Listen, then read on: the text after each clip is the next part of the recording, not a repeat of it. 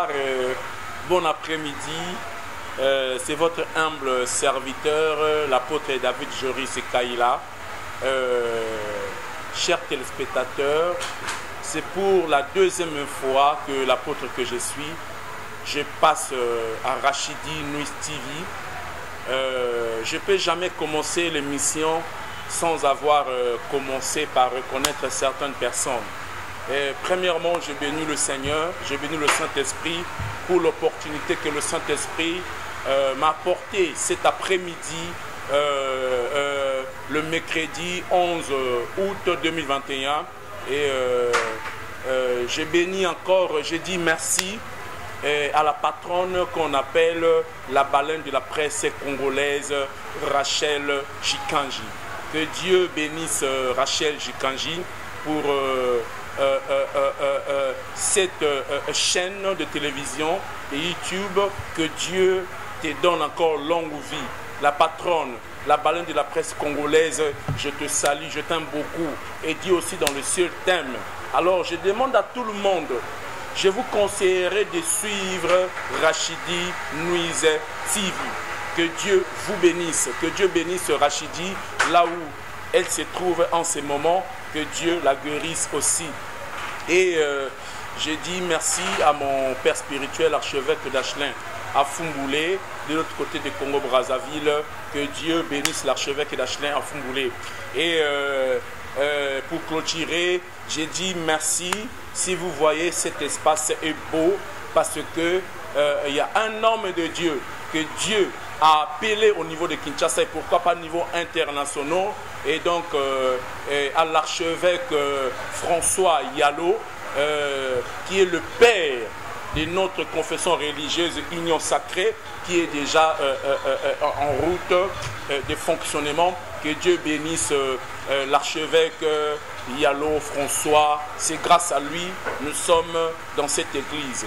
Là nous sommes à l'église, les églises communautés, des églises La Grâce pour tous. Je t'aime beaucoup et je vous salue, mon archevêque François Yalo, et je salue tout le bureau de l'Union Sacrée, bureau national. Que Dieu vous bénisse. Mais sans plus tarder, nous allons passer à la prédication. Je lis la parole du Seigneur dans le livre de Josué chapitre 1. Je commence à partir du verset 1er et jusqu'au verset 6. J'ai lu la parole du Seigneur. Il arriva que après la mort de Moïse, serviteur du Seigneur. Bien-aimé, j'ai lu la parole du Seigneur dans le livre de 1 Roi chapitre 2, du premier verset jusqu'au verset 4. David approcha du moment de sa mort et il donna ses ordres à Salomon, son fils, en disant: je m'en vais par le chemin de toute la terre. Fortifie-toi, sois un homme.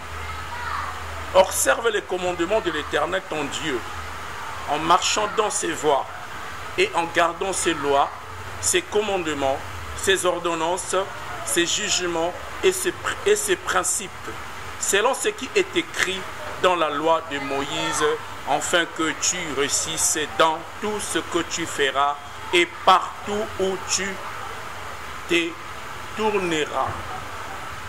Bien-aimés dans le Seigneur, nous sommes dans des temps tellement difficiles.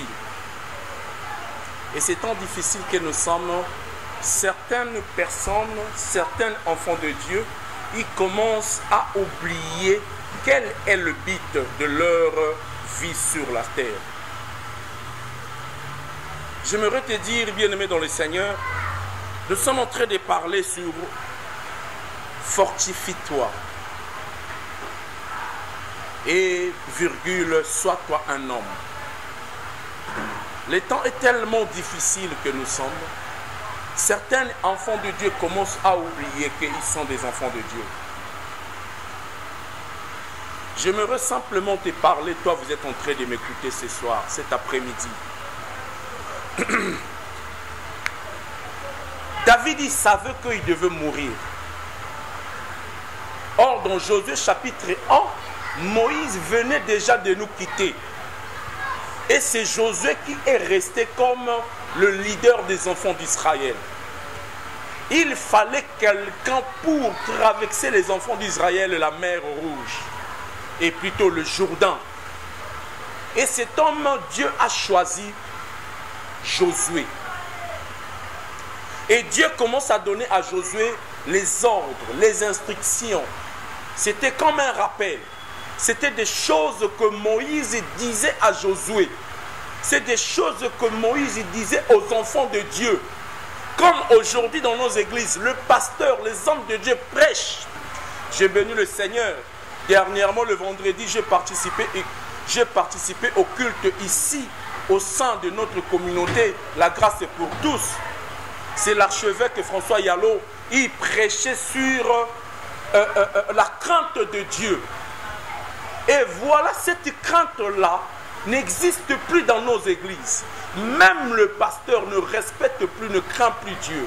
Et moi j'ai défini la crainte de Dieu comme l'amour de Dieu. Et quand Jésus dit, il dit aimez-moi. Quand il va, il dit aimez-moi. C'est Josué qui devait mettre le peuple d'Israël en possession de la promesse. La promesse que Dieu avait faite à Moïse, aux enfants d'Israël. C'est Josué qui devait traverser le peuple d'Israël le Jourdain après leur traverse de la mer Rouge. Et qu'est-ce que Dieu dit à Josué? Dieu dit à Josué de se fortifier, de prendre courage. Quels sont des éléments, bien-aimés, qui peuvent te permettre de prendre courage, d'avancer dans le chemin de Dieu, d'avancer dans les choses de Dieu, d'avancer dans la vie de prière, d'avancer dans la vie de Dieu tant qu'enfant de Dieu sur terre? Oui, recevez le mariage, c'est bon. Recevez des voyages, c'est bon. Mais il y a des commandements que nous devons observer. C'est mettre la parole du Seigneur en pratique. Aujourd'hui, nous les enfants de Dieu, nous sommes incapables de mettre la parole de Dieu en pratique. Nous commençons à chercher les élans coussés. Je pars seulement chez le papa intel. Le papa là, il va me donner des choses. Après, je veux. Après. Mais qu'est-ce que la parole du Seigneur dit? Dieu dit à Josué que ce livre de la loi ne s'éloigne point de ta bouche. Combien de fois tu médites la parole du Seigneur par jour? Tu te réveilles le matin, tu sors comme ça comme un cochon, tu sors comme ça comme un mouton, tu ne prends pas le temps de lire la parole. Voici les commandements que David il disait à son fils. Au verset 3, il dit, observe le commandement de l'Éternel. Notre premier point, bien-aimé dans le Seigneur, ayons un bon courage, c'est garder, observer les commandements de l'Éternel, de le mettre en pratique. Quels que soient les vents et marées, tu ne seras jamais dessus. Tu ne seras jamais découragé. Tu seras courageux de plus en plus. C'est la parole du Seigneur. En méditant la parole du Seigneur, en écoutant la parole du Seigneur, c'est par là que tu deviendras un bon courageux. Un courageux, ce n'est pas celui qui sort le matin par qu'un de côté, car je ne sais pas quoi. Mais les courageux, ce sont dans l'évangile. On reconnaît les hommes courageux, c'est dans l'évangile, c'est dans les choses de Dieu. Je ne te prophétise pas, ma soeur, mais je te le demande d'observer les commandements de l'Éternel. Les commandements de l'Éternel, c'est quoi? C'est sa parole, c'est la Bible. Il nous a laissé sa parole. C'est la voix de l'apôtre David et Joris Kaïla ce soir qui te parle. Il dit ceci: en marchant dans ses voies et en gardant ses lois, ses ordonnances, ses jugements et ses principes, selon ce qui est écrit dans la loi de Moïse. Enfin que tu réussisses dans tout ce que tu feras et partout où tu te tourneras. La bénédiction est dans la parole du Seigneur. Enfants de Dieu, pasteurs, prophètes, apôtres, docteurs, revenons dans les Écritures. Oui, prêchez Israël. Oui, prêchez en ramayen, prêchez en hébreu. C'est bien beau. Mais ce n'est pas ça le commandement de l'Éternel. Nous devons marcher dans la crainte de Dieu. Le vrai courageux, la personne à qui que Dieu dit sois courageux, c'était un homme qui marchait dans la crainte de Dieu. Et Dieu a vu sa parole, sa crainte en lui. Et Dieu, qu'est-ce qu'il fait? Il fortifie Josué. Il dit à Josué, sois un bon courageux. Tu dois maîtriser, connaître la parole du Seigneur. Tu dois mettre ça en pratique. Ceux qui mettent la parole du Seigneur en pratique, ce sont des personnes que Dieu considère comme des bons courageux bien-aimés. Il dit, fortifie-toi seulement et sois fidèle. Et aujourd'hui, dans nos églises, ces choses n'existent plus. Aujourd'hui, nos sœurs ne craignent plus Dieu. Aujourd'hui, nos sœurs couchent avec les pasteurs. Aujourd'hui, regarde ce qui se passe à l'église. Regarde ce qui se passe. Parce que nous avions oublié la parole du Seigneur. Lisez 1 Samuel chapitre 2. Le sacrificateur Élie dit à son fils, non, ce que j'entends dire de mes oreilles n'est pas bon. Vous faites pécher les enfants de Dieu. Les enfants du sacrificateur commençaient à coucher avec les mamans qui venaient au sein de l'église. Et c'est ce qui se passe dans nos églises. Nous sommes plus découragés devant Dieu. Parce que le péché a pris place dans l'humanité. Parce que le péché est consommé comme des arachides.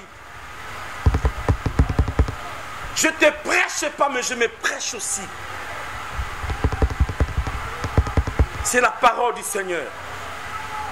Il dit, tu dois marcher dans ses voies. Alors les bons courageux, c'est ceux qui marchent dans la voie de l'Éternel. C'est lui qui respecte la parole du Seigneur. Ce sont ceux-là qui sont de courageux.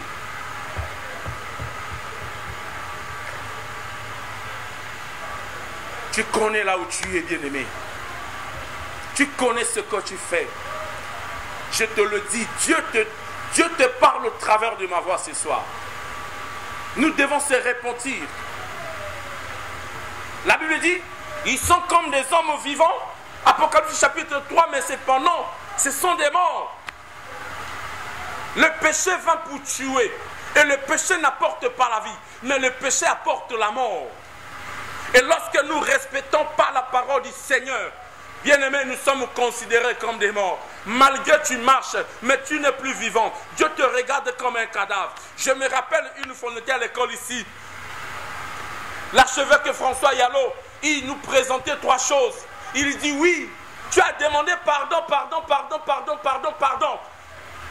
Mais ton problème, ce n'est plus le problème de demander pardon, mais c'est un problème de chercher la délivrance.